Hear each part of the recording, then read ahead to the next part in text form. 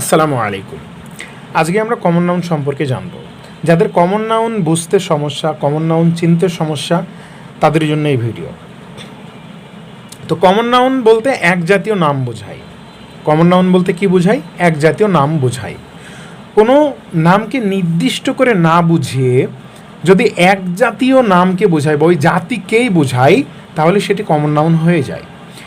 ঠিক আছে? ধরেন একটা ক্লাসে 10 জন ছাত্রছাত্রী আছে, 10 জন। তাহলে তাদের নিশ্চয়ই প্রত্যেকের নির্দিষ্ট নাম আছে। কারো নাম রহিম, কারো নাম টিনা, কারো নাম রানা। তা আমি যদি নির্দিষ্ট করে বোঝাতে যাই তাহলে তার নাম ধরে ডাকতে হবে। কিন্তু আমি সবাইকে যদি এক নামে ডাকতে চাই তাহলে আমাকে বলতে হবে কি স্টুডেন্টস বা স্টুডেন্ট বা বয়েজ বা গার্লস।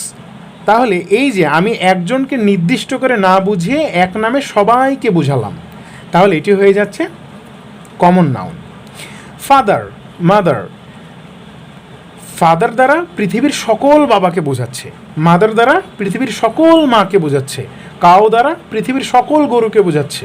ঠিক আছে? টিচার দ্বারা, বুক দ্বারা পৃথিবীর সকল বইকে বোঝাচ্ছে, টিচার দ্বারা পৃথিবীর সকল টিচারকে বোঝাচ্ছে। কোনো টিচারকে নির্দিষ্ট করে বোঝাচ্ছে না, কোনো বইকে নির্দিষ্ট করে বোঝাচ্ছে না। তাহলে যেই নাউন দ্বারা কোনো কিছুকে নির্দিষ্ট করে না বুঝিয়ে এক জাতীয় সকলকে বোঝায়, তাহলে সেটাকে বলবো আমরা কমন নাউন। ঠিক আছে?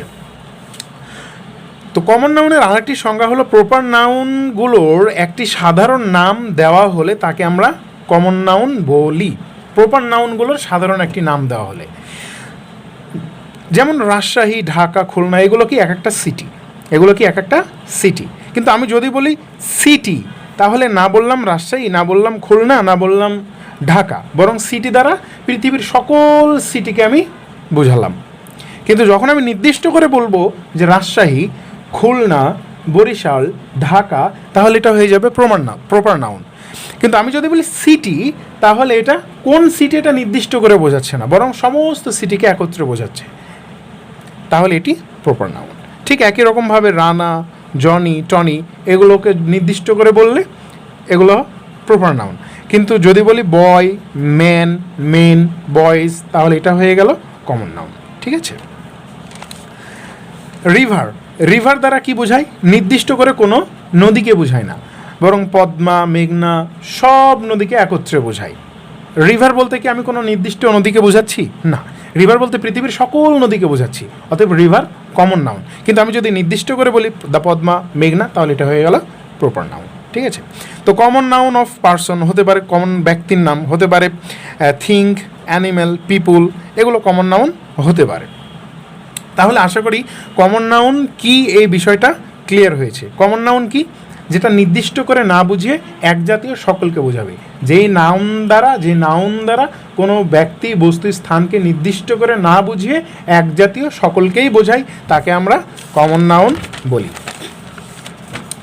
একটা গুরুত্বপূর্ণ বিষয় জেনে নিই যে মানবদেহের প্রত্যেকটা অঙ্গ প্রত্যঙ্গের নামকে আমরা কমন নাউন বলবো। যেমন হ্যান্ড, লেগ, মাউথ, হেড, এগুলো সব কি কমন নাউন। এখন আমরা কমন নাউনের কিছু বৈশিষ্ট্য সম্পর্কে জেনে নিই। কমন নাউনকে গণনা করা যায়। কমন নাউনকে কি করা যায়? গণনা করা যায়, যার কারণে কমন নাউন সিঙ্গুলার হতে পারে, কমন নাউন প্লুরালও হতে পারে। কমন নাউনের একটি বড় বৈশিষ্ট্য হচ্ছে যে কমন নাউন কোনো বাক্যে একা বসে না। কোনো বাক্যে কমন নাউন একা বসে না। আমি বলতে পারি না বয় ইজ ভেরি গুড, আমি শুধুমাত্র বয়কে বসিয়ে বলতে পারি না বয় ইজ ভেরি গুড বা গার্ল ইজ ভেরি বিউটিফুল, এভাবে বলতে পারি না। কেননা কমন নাউন বাক্যে একা বসে না, হয় ডিটারমিনার যোগে বসবে আর না হলে প্লুরাল ফর্মে বসবে।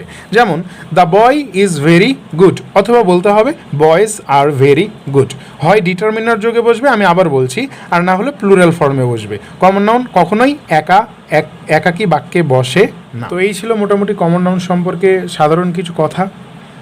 আশা করি ভিডিওটি ভালো লেগেছে। যদি ভিডিওটি ভালো লেগে থাকে তাহলে লাইক, কমেন্ট, শেয়ার করে পাশে থাকবেন। ধন্যবাদ। আসসালামু আলাইকুম ওয়া রাহমাতুল্লাহ।